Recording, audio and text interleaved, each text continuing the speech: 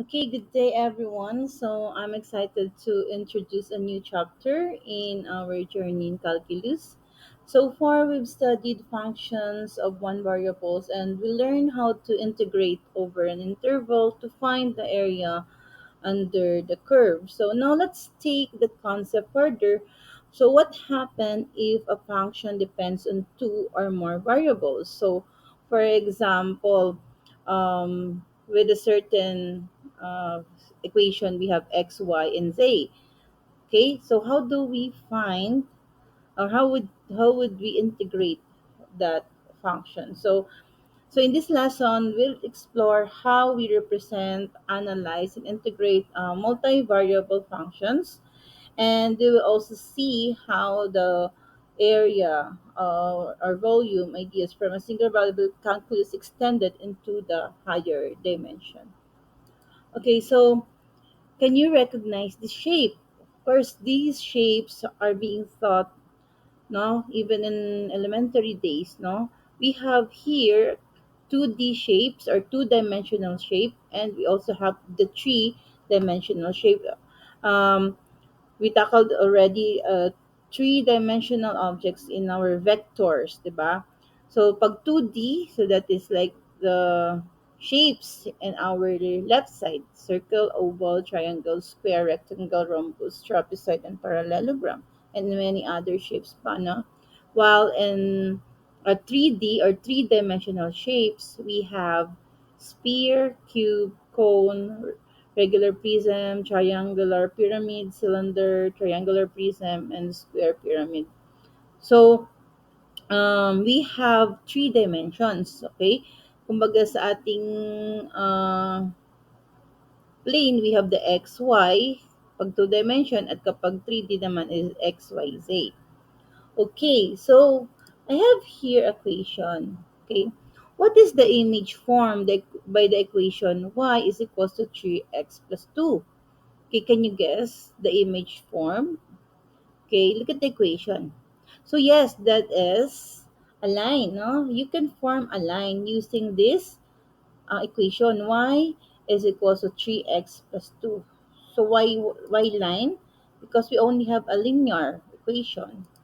Okay, how about this one? Which image is formed by the equation y is equals to x squared? Okay, can you determine what image will be formed? Yes, it is a parabola. So remember that if we have a second degree equation or a quadratic equation, we will get an image like this, now like the parabola. Okay, how about this one? X squared plus y squared equals 16. So what image will be formed if we will plot this equation into our coordinate plane? Yes, so that is, yeah, that is a circle. Very good. So, how about this one? So we have x squared over 9 plus y squared equals 1. What image will it represent? Okay, this is an ellipse. So what's the difference between the equation of a circle and the equation of the ellipse? So sa circle, ang ating the coefficient of our x and y is the same, no? But in ellipse, the equation magkaiba yung coefficient or magkaiba yung whether it's in fraction form na magkaiba yung kasama ni x and ni y. Pero pares din pa rin silang squared. So, that equation will form something like this, an ellipse. Okay, how about this one? The equation x squared over 9 minus y squared equals 1. So, what's the difference between the two na una kanina? So, this one have minus sign in between, while the ellipse, we have the plus sign in between. Okay, so the image that will be formed here is a hyperbola. Okay, so same equation, the difference lang is the sign ng nasa gitna, and then it will change the image that we form from an ellipse, it will become an hyperbola. Okay, pag negative yung nasa gitna. Okay, so on our given, examples. How many variables do we have? Okay, so we have two variables. One is dependent and one is the independent. So we only have two, the x and the y, no? And kapag ang ating degree is first degree lang or linear, we can form a line lang. But if our degree is squared, then we can form a curved line. Okay? We can form a parabola, a circle, or a hyperbola. Okay, now let's proceed to our topic. Okay, the three-dimensional coordinate system. So in single variable calculus, we only work with 2D coordinate planes where each point had an x and y value.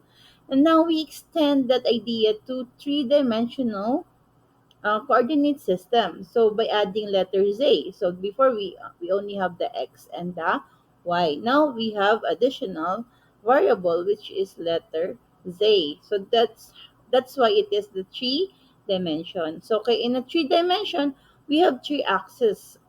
So we x axis, y axis, and z axis. And the point in a three-dimensional coordinate system consists of three numbers, no? The x, y, and the z. Unlike the ordered pairs lang kapag tayo ay nasa two-dimensional or kapag tayo ay nasa Cartesian plane.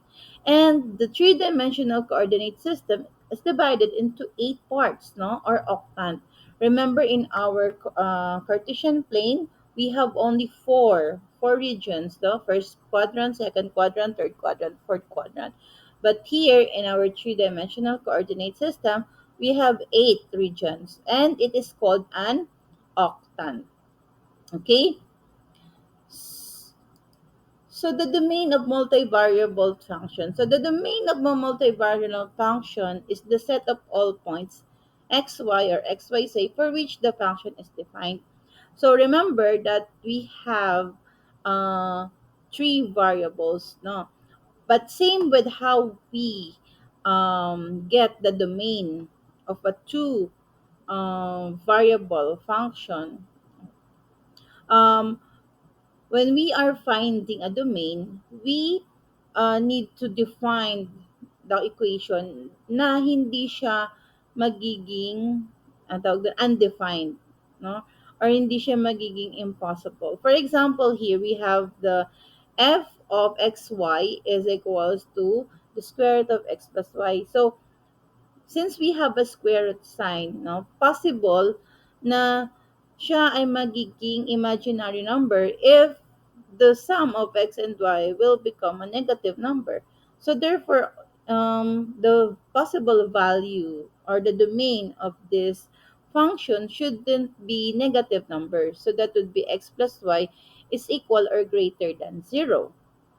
And for our example number 2, function of xy is equals to 1 over x squared plus y squared minus 1. Since this is a fraction, so para hindi siya maging undefined, the denominator shouldn't be equal to 0. So therefore, um, x squared plus y squared shouldn't be equal to 1 kasi kapag 1 yung total ng x squared plus y squared, that would result to zero denominator. So the zero denominator is undefined, right? So therefore, our domain of our function xy should not be equal to, I mean, the x squared plus y squared should not be equal to 1. Okay? Now let's proceed to our next slide. So the surfaces and space. So since we are dealing with the three-dimensional objects, no, I will present you some equation that has equivalent shapes or image na mapo-form. What is the image that can be formed in these equations, no? Three-dimensional variable equation. Okay, if we have the ax plus by plus zz equals t, where a, b, c, and d are coefficient, no? Or numerical coefficient and constant, no? Our variable xyz is our variable. It can produce an image like this. So a plain image, no? As you can see, we have a first degree equation lang. Walang squared, no? Three variables, wala sa kanila ay squared. So therefore, it can form a plane only. Another surfaces in space, we have a cylinder. Okay, another figure. So a cylinder, we have x squared plus y squared equals r squared. So remember that this formula is the same as how we solve the formula for a circle. But a cylinder is just a circle na merong height. That's why we have the z, and the z represents the height of the circle.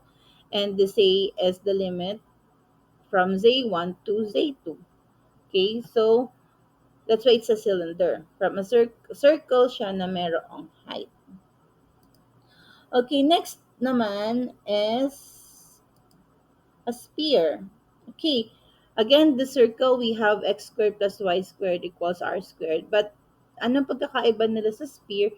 The sphere has another third variable, which is the z squared. So we have three variables na squared equals to the radius squared.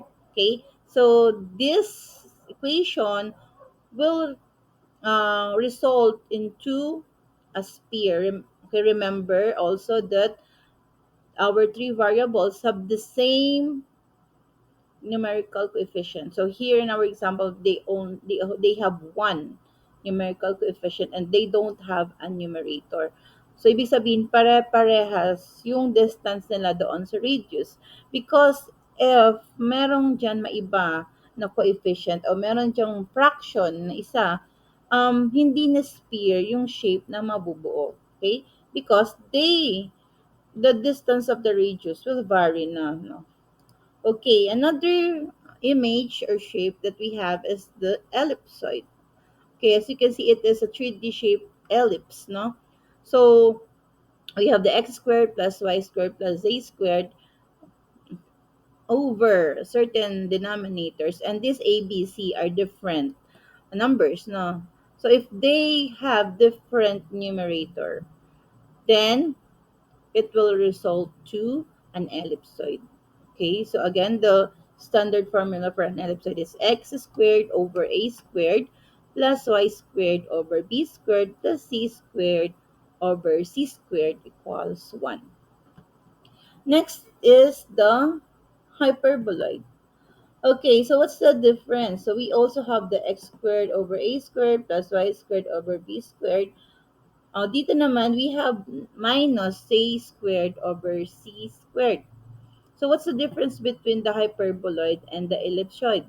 So the ellipsoid, we have the same signs, no? Ang ating mga expression, the same signs. But here, ang ating mga term pala have the same sign. Pero here in our hyperboloid, we have two positive and one negative. Okay? So, yan ang kanyang mapoform na shape or na figure, hyperboloid in one sheet. Okay, how about this one? Okay, what's the difference between the two?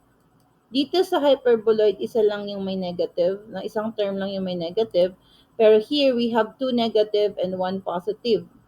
So kapag two negative and one positive, ang mabubuo naman is hyperboloid with two sheets or magkahiwalay yung kanyang parang cone, no? Dito sa hyperboloid na one sheet, magkadikit. Para siyang lang hourglass. Pero here we have dalawang cone na magkatalikuran.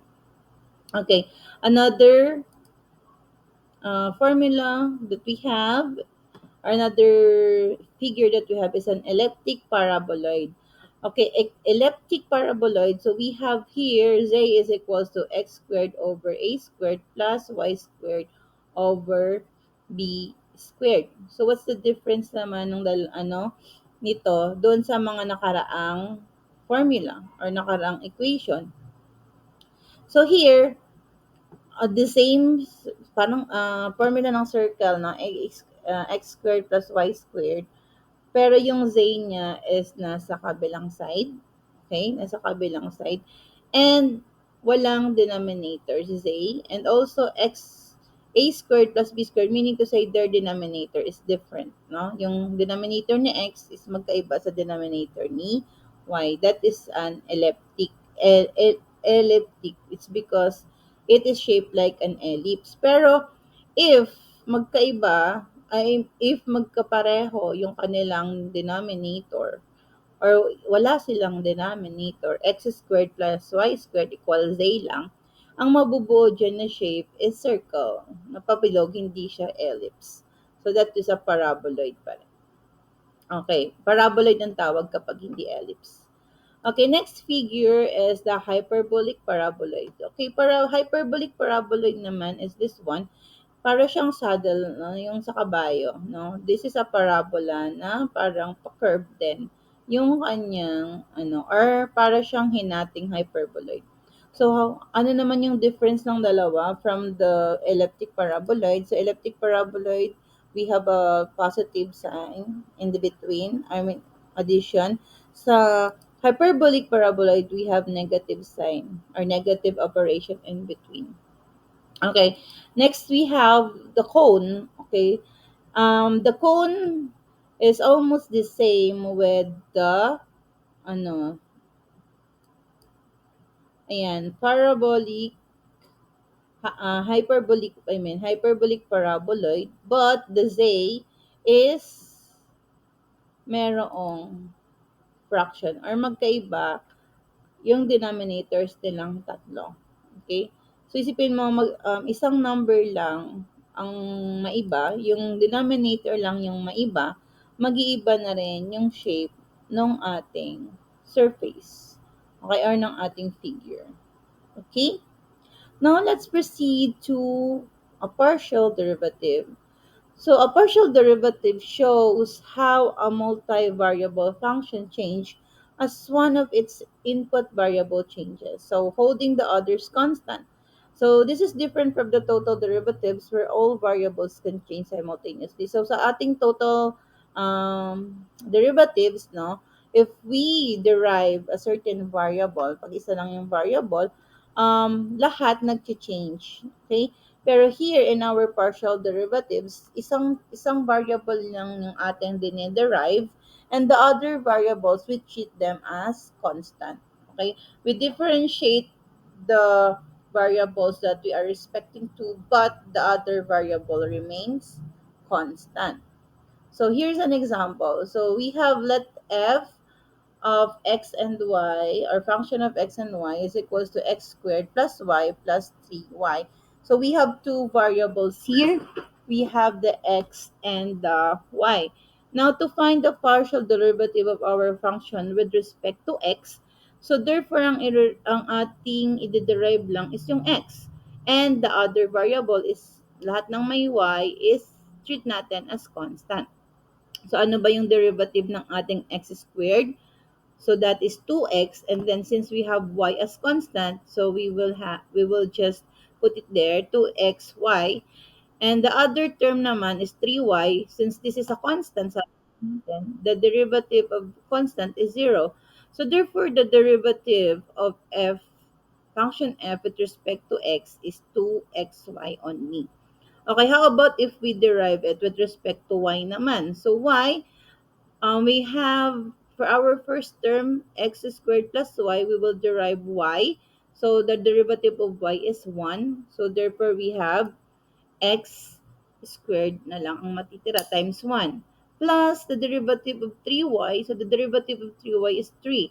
So therefore, our partial derivative of our function with respect to y is equals to x squared plus 3.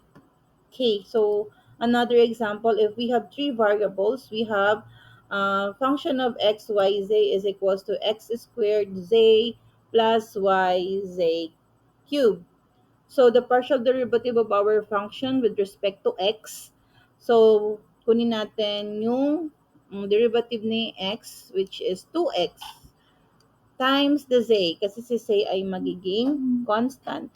And for other term, we have y, z3, wala tayong x, so therefore it will become 0 because the derivative of a constant is 0.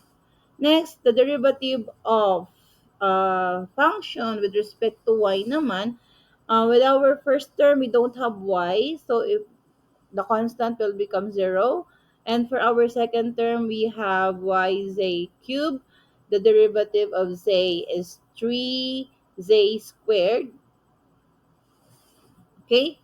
3, 3z squared. I mean, the derivative, no, we are deriving with say, y pala. So the derivative of y is 1 multiplied by z cube. Okay, so ita-times lang natin or ididikit lang natin sa z cube kay 1 because the derivative of y is 1. Okay, sorry for that. Next is the function, the derivative, the partial derivative of the function with respect to z naman, so our first term we have the z only.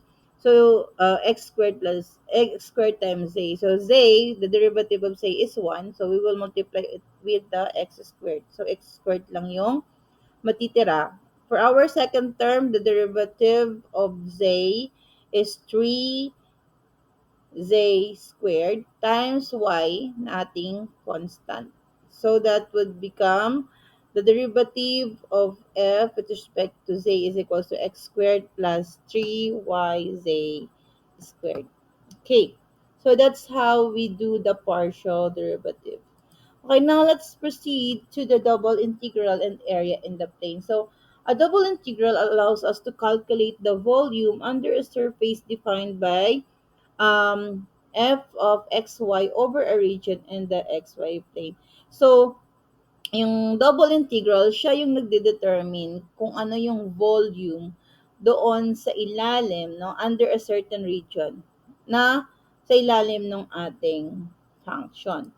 So here is an example. The function of xy is equals to x plus y over r equals 0, 1 times 0, 2. So yung 0, 1 dito, it is the range of our x, and the 0, 2 naman is the range of our y.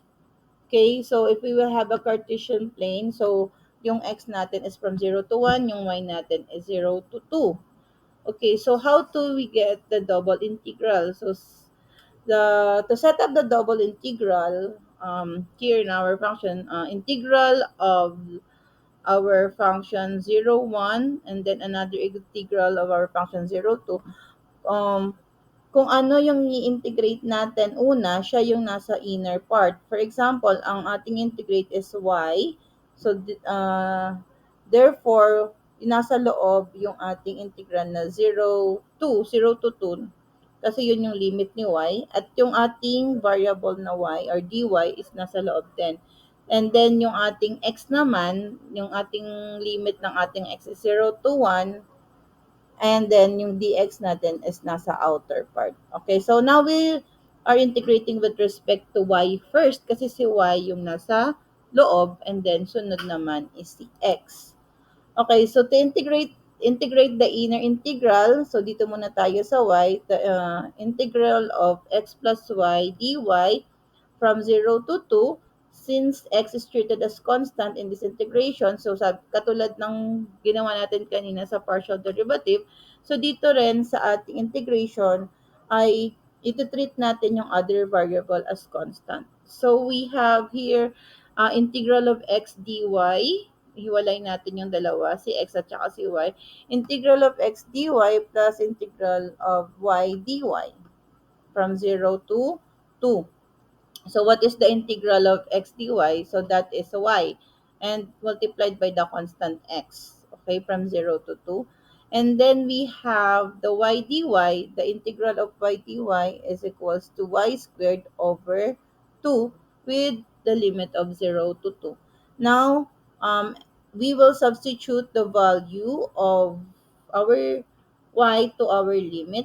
So 0 to 2, since 0 naman is 0, so dun lang tayo sa 2. So x times 2 is equals to 2x. Doon naman sa ating second term, substitute the value of y to 2, 2 squared over 2. So that will become 2x plus 2.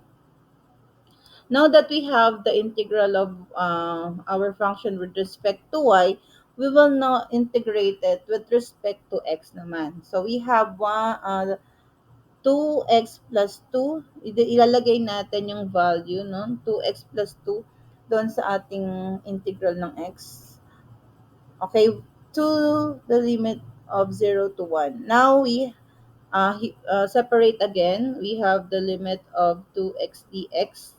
I mean the integral of 2x dx from 0 to 1 plus the limit plus the integral of 2 dx from 0 to 1. So ano yung integral ng ating first term? So 2x dx, ang integral niyan ay 2 times x squared plus 2. Okay? Yung constant niya ay 2, ang integral ng x is x squared over 2, I mean. So, from 0 to 1, sa atin namang second term, we have 2. Okay, so ano yung ng 2, ng integral ng 2 with respect to x is 2x. And then we will substitute our limit to our x. So x squared from the integral of x squared from 0 to 1 is 1 squared minus 0 squared. So 0 kasi substitute ng value, 0 pa din. So 1 squared minus 0 plus 2x 0 2x, no? From 0 to 1, so 2 times 1 is 2 minus 0 kasi 0 pa din yung ating lower limit. So now, evaluate natin, 1 squared is 1 plus 2 times 1 is 2. So that is 3. So therefore, the value of our double integral is 3. Okay, so the result 3 represents the volume under the surface x plus y and above the region r. So yun yung value ng, yun yung nire-represent ng ating double integral. Okay, it is the volume under the surface of a certain equation in the given region. Okay, so that's all from my report. Thank you.